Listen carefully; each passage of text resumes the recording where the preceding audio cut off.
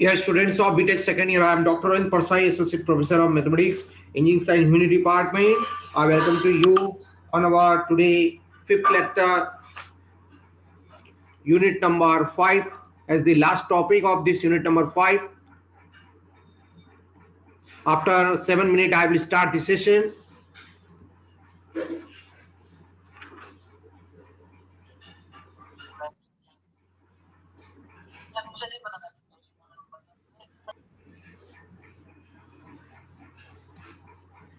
Yes.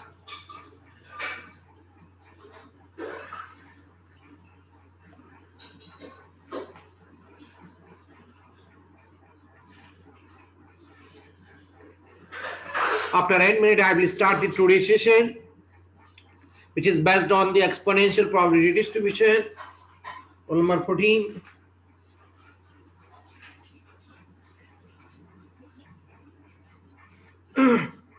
Himanshu Gate.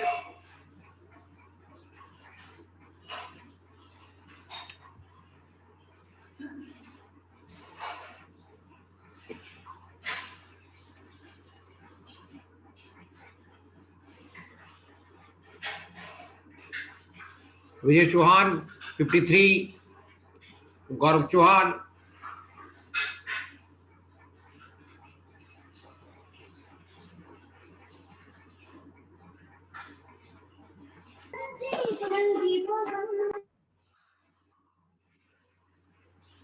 क्या हो रहा है बेटे? विजय चौहान 53, अनम्यूट कीजिए क्लास ज्वाइन करने के बाद.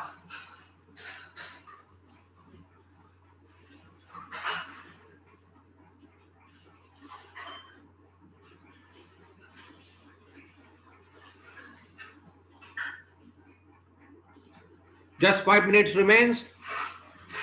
Sumit Parvati.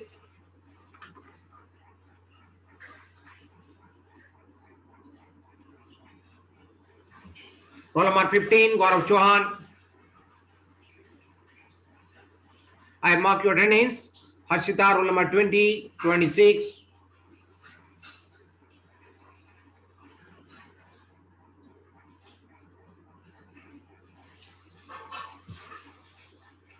Roll number 36.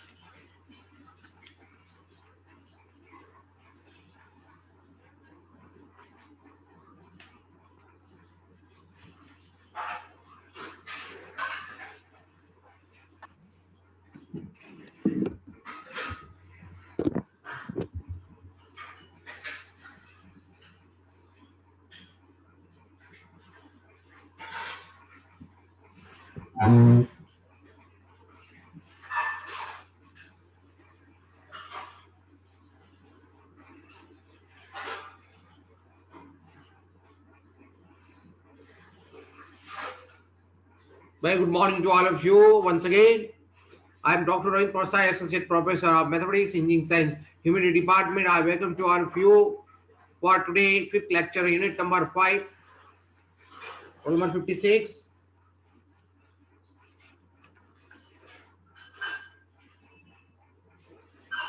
Krishnikant Yadav.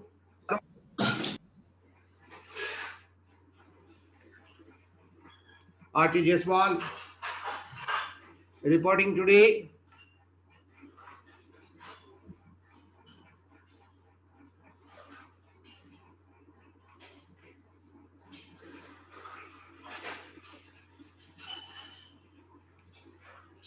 Vishnu Chauhan, I am also taking your attendance.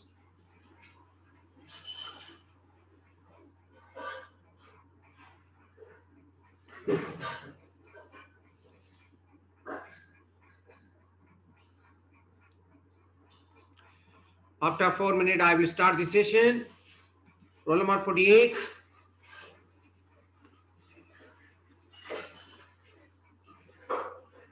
Shivam Tiwari.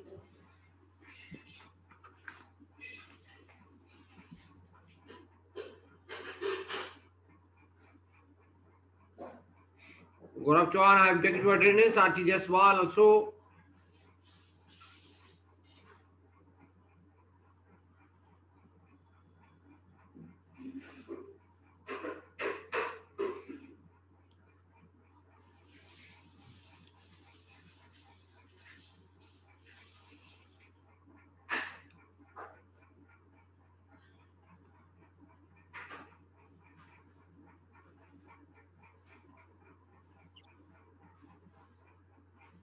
Shashank Pandey, why you come late today? Sachin Pandey also.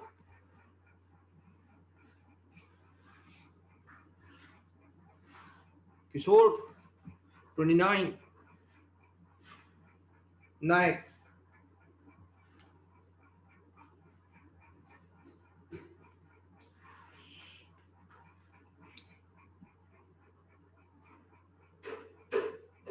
Okay, Sachin, I have taken your attendance. Sachin Pandey, Shashank Pandey.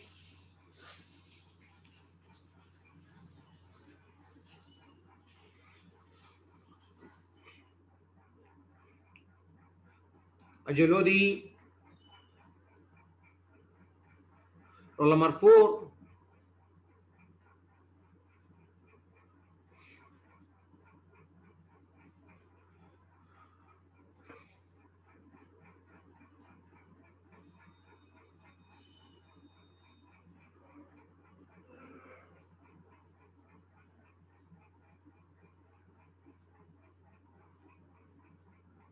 Sir Sumit Parvati.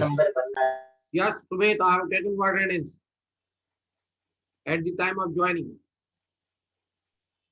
or permitting. Okay, sir.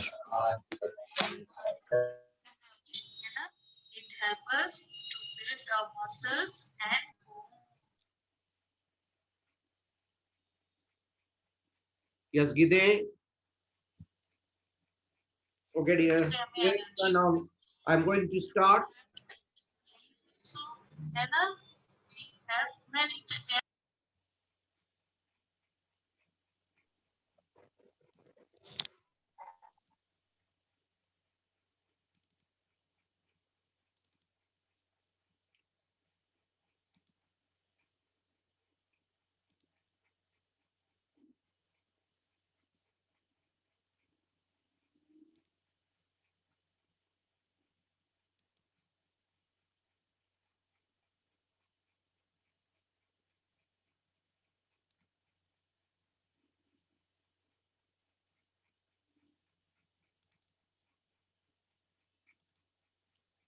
Dear students of BTech second year, I am Dr. Anand Prasai, Associate Professor of Mathematics.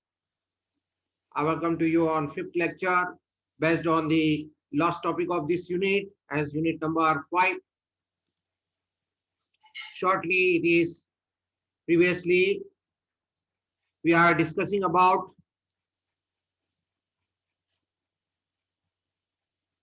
the normal distribution as the one of the continuous probability distribution. Today, our discussion on the exponential distribution. Good morning, sir. Good morning. गाड़ी चलाते हुए join करो coaches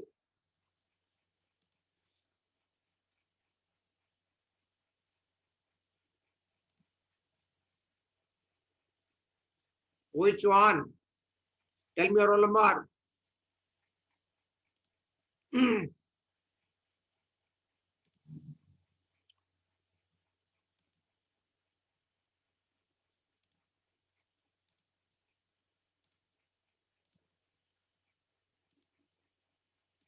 This we have seen yes last lecture. What do you mean by continuous probability distribution and what do you mean by normal distribution and what are the various characteristics of normal distribution and how can we define the probability distribution. This is we are showing graphically last time.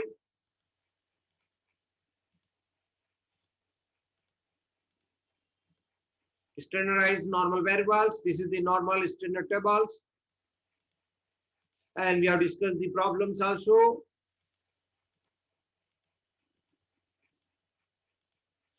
If time permits to me today, we come back to again.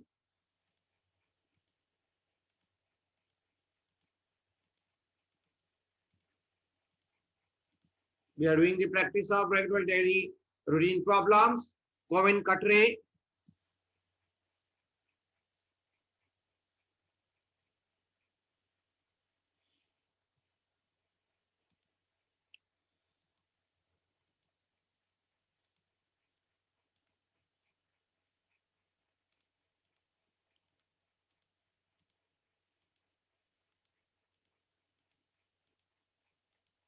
This we are explaining previous time.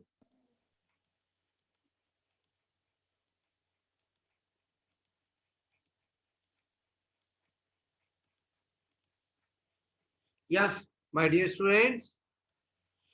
So what do you mean by exponential distribution? Let me call first.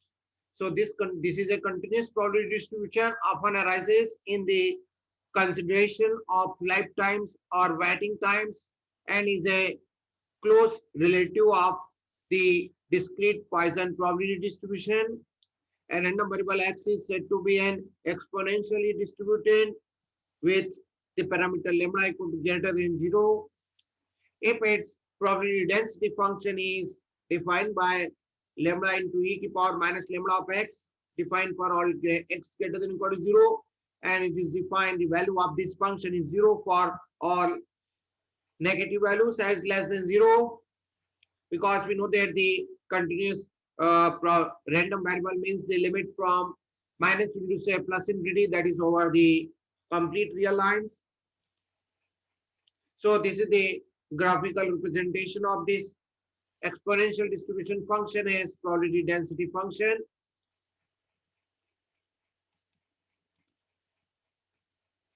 And this is the formula of calculating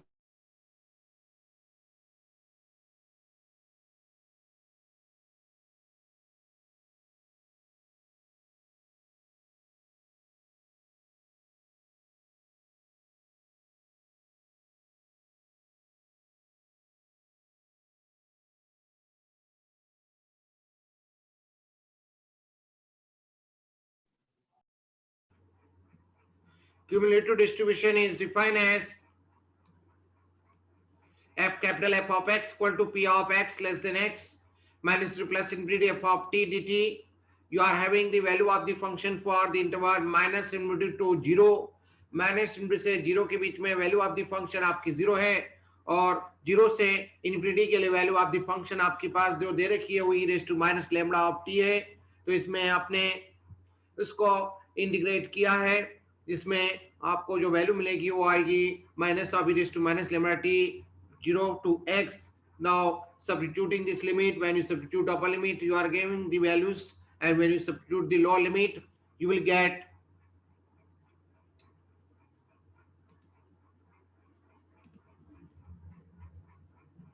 yes Pavin, I have taken your attendance. Roll number 7 also, 1 also. In this way you are calculating the cumulative distribution function. If they ask you as a short answer question in your exam,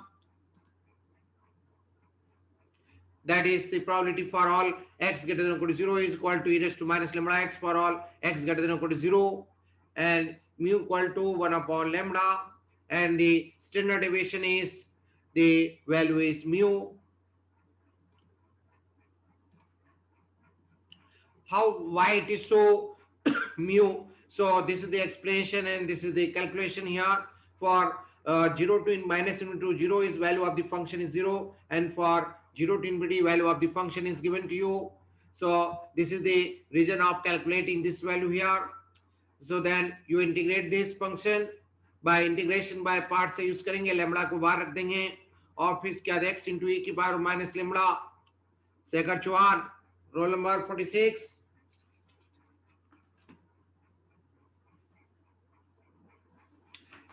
ये हमने notes में भी आपको explanation दिया हुआ है और इसको इंटीग्रेशन बाय पार्ट से आप इंटीग्रेट करेंगे तो ये वैल्यू जो आती है वो 1 अपॉन लैम्डा आती है. Upper limit e raise to minus infinity से 0 होता है, फिर x की जगह आप लोग 0 रखते हैं, सिंपलीफाई करते हैं तो ये टर्म आपकी 0 हो रही है. तो और माइनस माइनस प्लस हो जाएगा तो e की पावर 0 1 हो जाएगी, तो 1 अपॉन लैम्डा ही बचेगा केवल ये वैल्यू लिमिट रखने के बाद.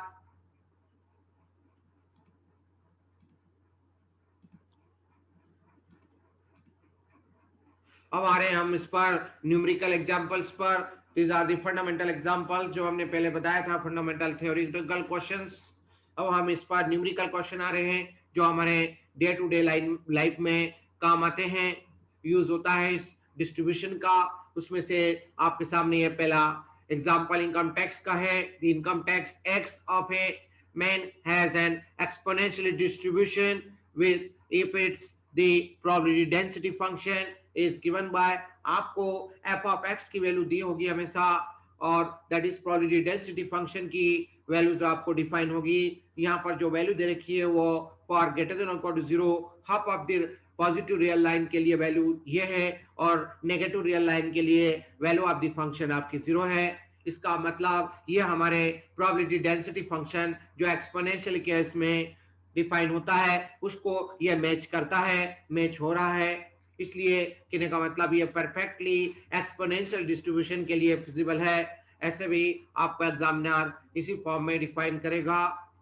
If income tax is lived at the rate of 5%, what is the probability that his income exceed rupees 10,000?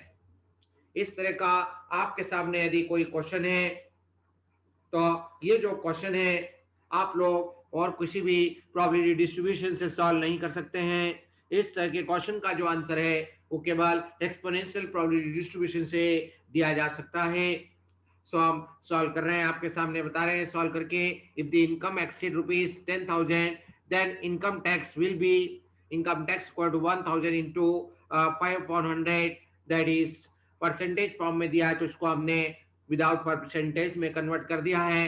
तो आपका 2 जीरो से 2 जीरो कट जाएगी, 100 में 5 का गुणा करेंगे तो 500 हो जाएगा। Hence the tax of a man exceed rupees 500। फिर इसके बाद हम लोग the required probability that his income exceed rupees 10,000 वो हम लोग निकाल सकते हैं। दैट इज आपके पास लो लिमिट जो है 500 होगी, अपर लिमिट तो आपकी इन्फिनिटी होती है। So where piece x greater than 500, exceed का मतलब है मोर देन दिस, तो इस तरह से F of x D x हो जाएगा बेटे। और फिर इसके बाद आप लोग ये जो लिमिट है इसमें आपके पास जो value of the function define है वो है 1/4 इंटू ई की power minus x upon 4 of D x है।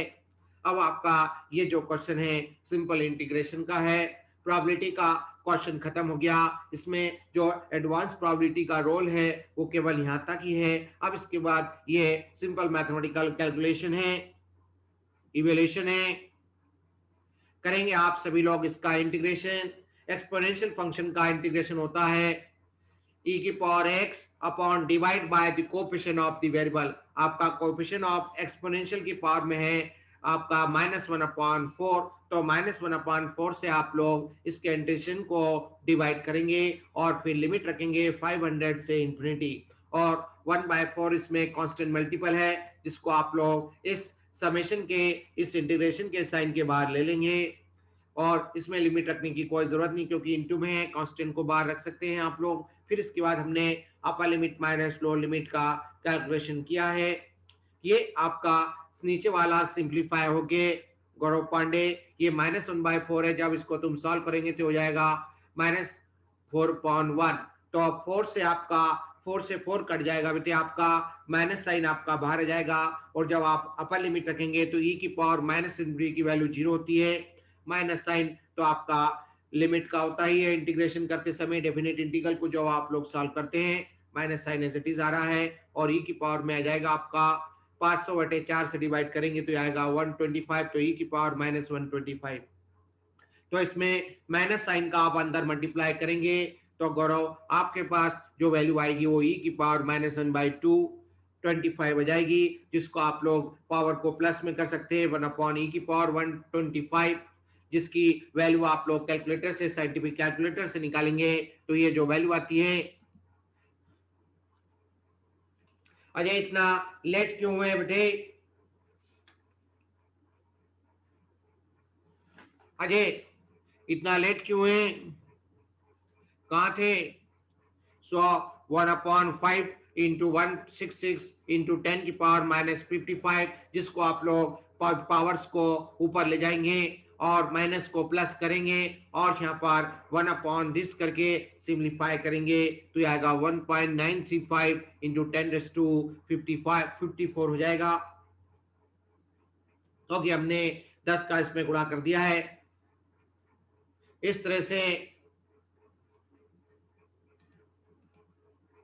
आपका ये जो प्रोबेबिलिटी इस केस में आपका पूछा गया है कि ऐसे कितनी इसकी संभावना ये होगी कि जब इसकी जो इनकम है पर्सन की वो 10,000 से ऊपर हो जाएगी, बढ़ जाएगी, उसकी कितनी संभावना होगी, उसकी प्रोबेबिलिटी ये होगी आपके सामने।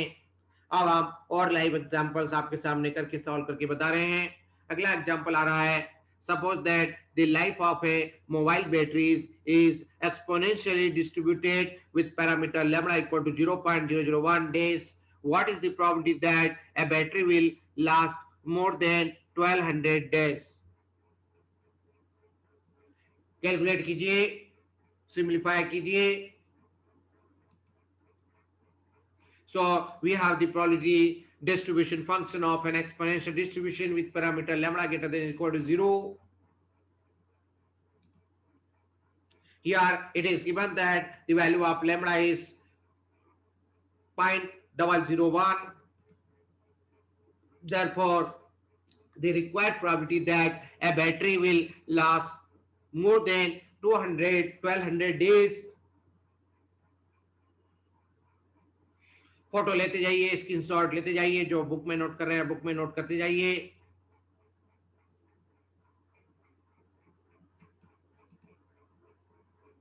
इस तरह से हम लोग अपना इस फॉर्मूले में वैल्यू सब्स्टिट्यूट करेंगे। लोअर लिमिट 1200 हो जाएगी, अपर लिमिट तो इन्फिनिटी फिक्स है, F of x D x. Lambda constant है, स्केलर है, उसको बाहर ले लिया आपने, 12 टू इन्फिनिटी की power minus lambda x D x. अभी हम इसका इंटीग्रेशन लैम्बडा के टर्म्स में सॉल्व करें, फिर लास्ट में लैम्बडा की वैल्यू रख देंगे, ओके, ताकि आपको सॉल्व करने में आसानी हो।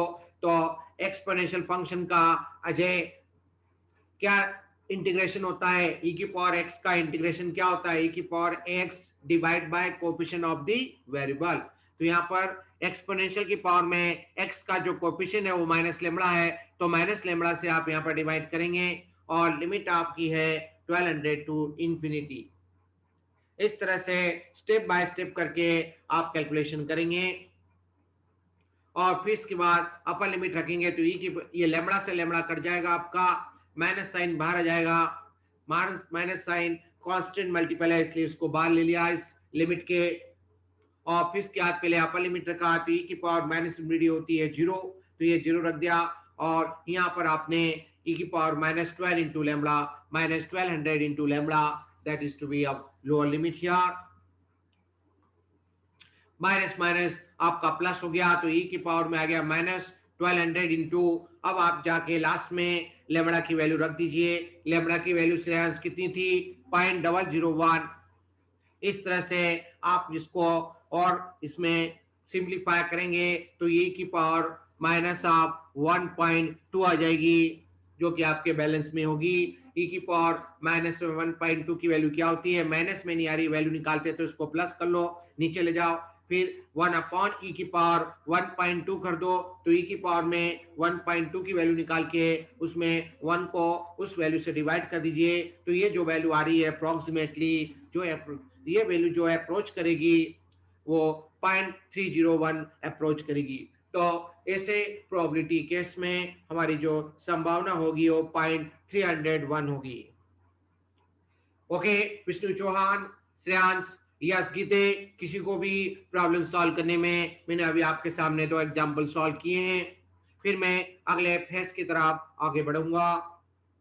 यहाँ तक ये डिस्ट्रीब्यूशन क्लियर हुआ, क्योंकि इस बार फाइनल एग्जाम में इस टॉपिक पे क्वेश्चन आने की संभावना ज्यादा है, क्योंकि अभी तक नॉर्मल डिस्ट्रीब्यूशन पे एग्जामिनर क्वेश्चन करता आया है। फाइनल एग्जाम में इस पर क्वेश्चन पूछे जा सकते हैं, इसलिए इसको भी नॉर्मल के साथ तैयारी कर लीजिएगा अच्छे से। ले लिया सभी ने प्रिंट इसका स्क्रीन, फिर से आ रहा हूं मैं, किसी को कोई समस्या हो तो बताइए। इस इंटीग्रेशन में सिंप्लीफिकेशन में किसी को कोई डाउट है तो बताइए। अब मैं पीछे की तरफ आगे बढ़ रहा हूं, जो बचा हुआ टाइम है उसमें मैं इसको पिछले क्वेश्चन पे फिर से जा रहा हूं, यदि आप कोई क्वेश्चन अराइज करेगा।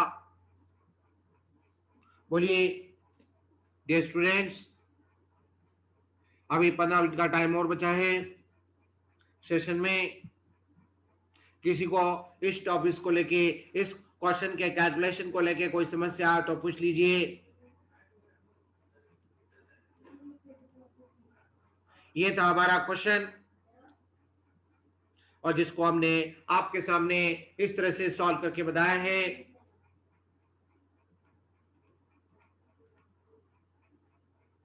शशांक पांडे, अपने आप को म्यूट करो और मुझसे बात करो। Shashank yes sir. बेटे, क्लियर हुआ ये दूसरा क्वेश्चन फंडामेंटल क्या कंसेप्ट क्लियर हुआ, और इस पे क्वेश्चन क्लियर हुआ? ये सेकंड नंबर का जो क्वेश्चन सॉल्व करके बताया मैंने, यस सर। इसका स्क्रीनशॉट भी ले लिया तुमने स्क्रीन का मोबाइल से? यस सर, ले लिया। ठीक है बेटे। Yes sir. अब आ रहे हैं इसके पहले वाले क्वेश्चन। ये पहला क्वेश्चन था, इसका भी ले लिया होगा। यस सर, ले लिया।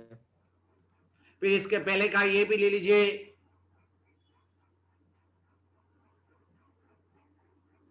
क्योंकि बुक्स में कुछ स्टेप डायरेक्ट दे रखी है जो मैंने यहाँ पर आपको डिटेल फॉर्म में एक्सप्लेन किए।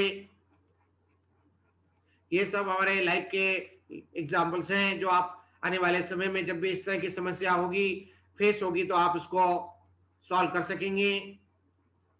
यहां से हमारा स्टार्ट हुआ था आज का सेशन।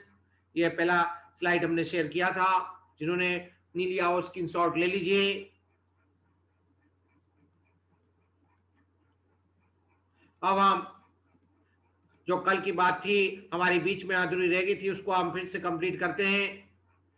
हमारा क्वेश्चन, हमारे पास कुछ डाटा दिया है जिसको हमें नॉर्मल डिस्ट्रीब्यूशन कर्व पर फिट करना है। उसके पहले हम ये वाले क्वेश्चन को पूरा कर लें कि आज हमें टाइम मिल गया है पिछले क्वेश्चन को बचा हुआ पार्ट कंप्लीट करने का। हमने आपको 2 पार्ट करवा दिए थे इस क्वेश्चन के। वो क्वेश्चन को वापस स्क्रीन को मैं शेयर कर रहा हूं आपके सामने, जिन्होंने स्क्रीनशॉट नहीं लिया है। ये हमारा थर्ड क्वेश्चन था, जिसमें हमारे पास 4 क्वेश्चन 1 बाय 1 करके पूछे थे। हम 2 क्वेश्चन तक आगे बढ़ गए थे।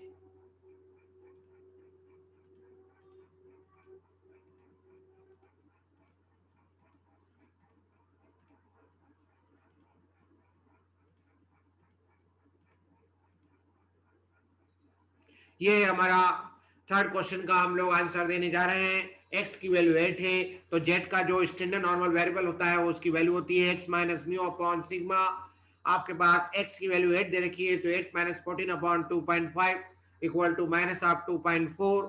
so therefore the area lying to the left to z equal to minus 2.4, that is the probability of student having score more than or below 8। Below 8 की बात कर रहा है, मतलब इसके लोअर वैल्यूज की बात कर रहा है। तो ऑफ कोर्स आपको negative direction of real line की तरफ जाना होगा। उसमें से आपको जो वैल्यूज है उसके बाद की जो वैल्यूज है उसमें से इसको सब्ट्रैक्ट करना होगा। तो आपके पास जो वैल्यू 0 के लिए नॉर्मल डिस्ट्रीब्यूशन टेबल में जो वैल्यू होती है वो half of the real line की बात कर रहा है। उसकी प्रोबेबिलिटी क्या होती है? 50% होती है। 50% मतलब 0.5 होती है। माइनस करेंगे 2.4, तो 2.4 के जो नॉर्मल डिस्ट्रीब्यूशन की टेबल है उसमें जो 2.4 का रो है उसमें 0 वाला कॉलम की जो एंट्री है वो है 0.491 तो इस तरह से ये डिफरेंस जो आएगा वो 0.0082 आएगा। Since by again looking the standard normal distribution tables. मेरा क्लास चल रहा है।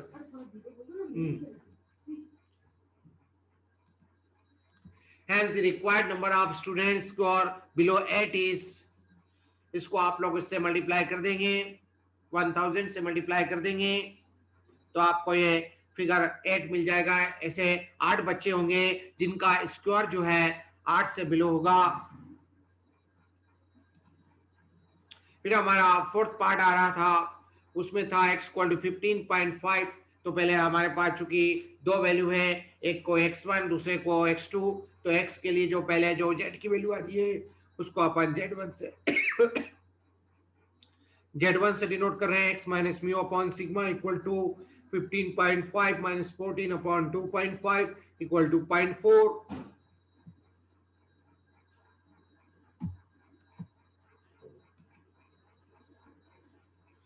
We are going to update the times for 10 minutes more.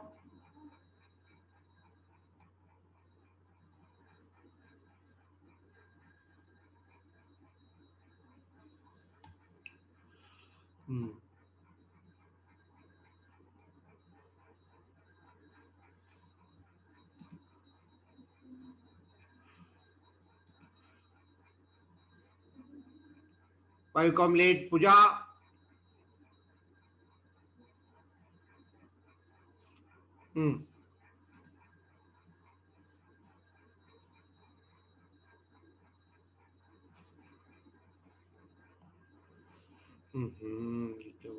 Stop sharing, उसी को करना पड़ेगा बेटा जो हमारा चल रहा है. We are going to discuss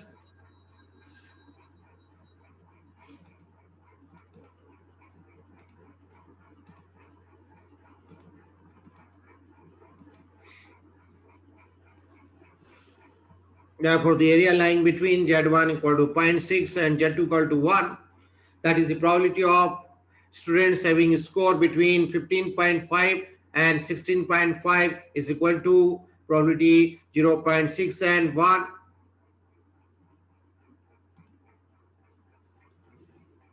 So 0.1 minus 0.06 दोनों के बीच में निकालना है. तो जो भी हम प्रोबेबिलिटी निकालते हैं वो जीरो के रिस्पेक्ट में निकालते हैं, क्योंकि नॉर्मल डिस्ट्रीब्यूशन का जो वो है आपका ग्राफ है, आपने देखा होगा वो जीरो के रिस्पेक्ट में डिस्कशन किया जाता है.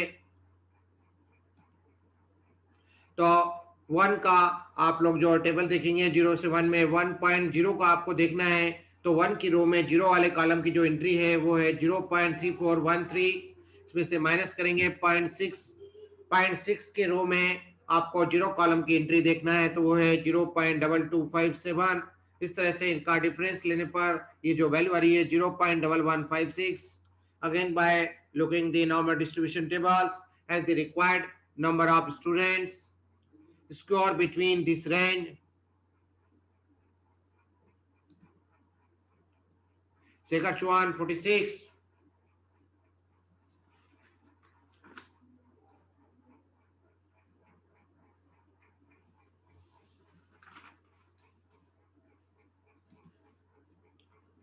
Is calculating by just multiplying the total number of students.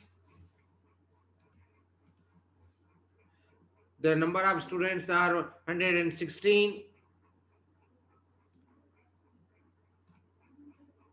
Next, we come to the example number 4 is fit a normal distribution curve to the following set of observations. X as a random variables की value दे रखी है, F as a frequency आपको दे रखी है. So let the assume mean equal to 8.56. आपके पास total number of data है 1 2 1 2 3 4 5 6 7 8 9.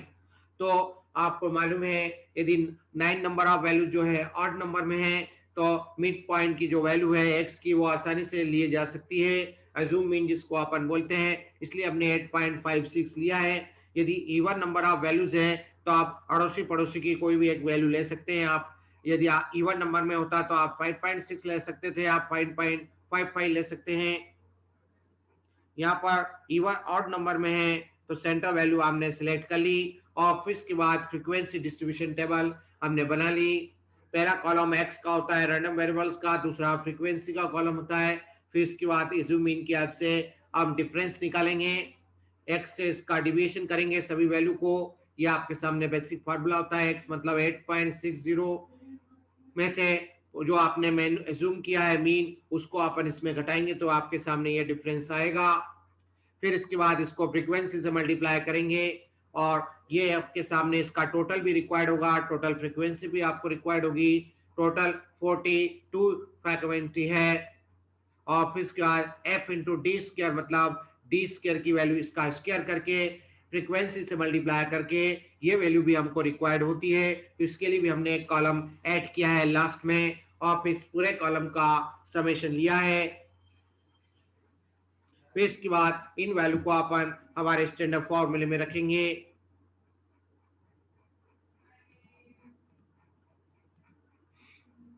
So mean का formula होता है assume mean plus sigma of f summation of f dx upon sigma of f.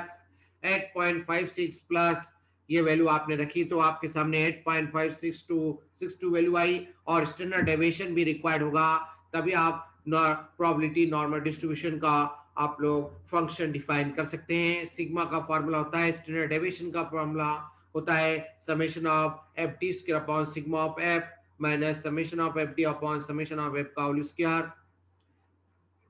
इसकी value आपके सामने दे रखी है, इसको इसमें सब्स्टिट्यूट करेंगे, स्क्वायर रूट लेंगे, सिंपलीफाई करेंगे तो आपके सामने ये वैल्यू हो जाएगी। Hence the required equation of normal curve to fit to the given data is the probability density function is, जो हमारा स्टैंडर्ड फॉर्मूला होता है, जनरल फॉर्मूला होता है नॉर्मल डिस्ट्रीब्यूशन का, प्रोबेबिलिटी डेंसिटी फंक्शन का, उसमें ये वैल्यू रखेंगे। उसके पहले ये फॉर्मूला लिखेंगे, रिकॉल करेंगे f of x comma mu comma sigma 1/√2 pi into sigma e की पावर में -1/2 x माइनस म्यू का whole square upon sigma x ranges over -2 से +∞ over the whole real lines. तो इसमें आपको कुछ नहीं करना है, म्यू और सिग्मा की वैल्यू रखना है तो आपके सामने आंसर आ जाएगा।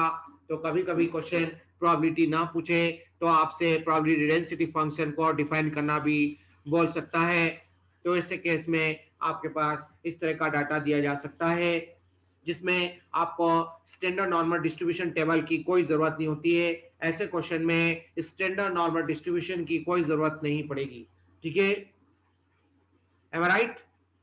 गणेश, शशांक पांडे, विष्णु चौहान, इस तरह का जब भी क्वेश्चन आपको एग्जामिनर करेगा नॉर्मल डिस्ट्रीब्यूशन का, तब आपको स्टैंडर्ड नॉर्मल डिस्ट्रीब्यूशन टेबल की कोई जरूरत नहीं पड़ेगी। ठीक है, तो ये इस तरह का आपके लिए क्वेश्चन बन सकता है इस साल की एग्जाम में, जिसमें नॉर्मल डिस्ट्रीब्यूशन की कोई टेबल की कोई जरूरत नहीं है, केवल हमें probability density function normal form में कैलकुलेट करना है। सो म्यू की वैल्यू जो आपने कैलकुलेट की है और सिग्मा की जो वैल्यू आपने कैलकुलेट की है वो यहाँ पर हमने लिख दी है। इस तरह से आप अपने इस तरह के क्वेश्चन का कंक्लूजन ड्रॉ कर सकते हैं। ये तो मैंने अभी आपको स्टार्ट किया ही था आज की क्लास में। This is about all related to this chapter number 5 of your M3 course. Anybody wants any doubt related to this question? फिर से मैं इस पेज को रिकॉल कर रहा हूँ, टेबल को, जिन्होंने टेबल नोट नहीं की है। इसके पहले क्वेश्चन ही है आपके सामने। इस तरह का जब भी क्वेश्चन दिया जाएगा तब इसमें आपको नॉर्मल डिस्ट्रीब्यूशन फंक्शन निकालना है, उसमें प्रोबेबिलिटी नहीं निकालना है, इसलिए आपको स्टैंडर्ड नॉर्मल डिस्ट्रीब्यूशन टेबल की जरूरत नहीं पड़ेगी। जो डाटा दिया हुआ है उसी से हमें ये कैलकुलेशन करना होगा, ये टेबल बनाना होगी। आपके सामने या तो 8 नंबर ऑफ डाटास की वैल्यू होगी, रैंडम वेरिएबल की जो संख्या 8 फॉर्म में होगी या इवन फॉर्म में होगी। इवन फॉर्म मतलब सपोज करो यह वैल्यू नहीं दी है तो आपके सामने इवन वैल्यूज कितनी हो गई, 1 2 3 4 5 6 7 8, 8 एक इवन नंबर होता है। तो इस केस में आप कौन सी वैल्यू सिलेक्ट करेंगे? आप कोई भी एक वैल्यू आप ले सकते हैं, 3 वैल्यू को छोड़ के दोनों तरफ से ले सकते हैं। कुछ लोग एवरेज लेके भी एज्यूम मीन लेते हैं, वो भी चल जाएगा कि इन दोनों वैल्यू का आपने प्लस करके 2 से डिवाइड करके आप बीच की वैल्यू भी ले सकते हैं। एम आई राइट? तो इस पर केवल इस तरह के क्वेश्चन 2 ही अराइज हो सकते हैं, इवन नंबर ऑफ वैल्यूज के लिए और ऑड नंबर ऑफ वैल्यूज के लिए। श्रेयांश जायसवाल, एनी डाउट बेटे? 1 मिनट बचा हुआ है। No sir. क्लियर हो गया ये fundamental statistical problems? Yes sir. ध्यान रखिए, लास्ट बात एक और बोल रहा हूं, जो भी आप लोग सेकेंड एमएसटी ऑनलाइन देंगे जैसा पहले पैटर्न में, ध्यान रखिए कोई भी स्टूडेंट अपना जो भी क्वेश्चन का आंसर लिखेगा उस पेज को जो अपलोड करेगा, यदि पीडीएफ कर रहा है तो पीडीएफ, जेपीजी फाइल कर रहा है तो जेपीजी, उसमें कोशिश करो कि फाइल नेम में ही अपना रोल नंबर डाल दो और पेज में डाल दो तो कोई दिक्कत नहीं। कभी कभी क्या होता है आप लोग पेज में रोल नंबर लिखना भूल जाते हो तो वो इनवैलिड हो जाता है, तो दोनों जगह लिखोगे तो अच्छा रहेगा, कोई दिक्कत नहीं, टाइम सफिशिएंट रहता है। पेज में लिख दो तो कोई दिक्कत ही नहीं। हर पेज में आपको टॉप पे आपको मार्जिन में जिस क्वेश्चन के पार्ट का सॉल्यूशन लिखा है आपने वो आप अपना रोल नंबर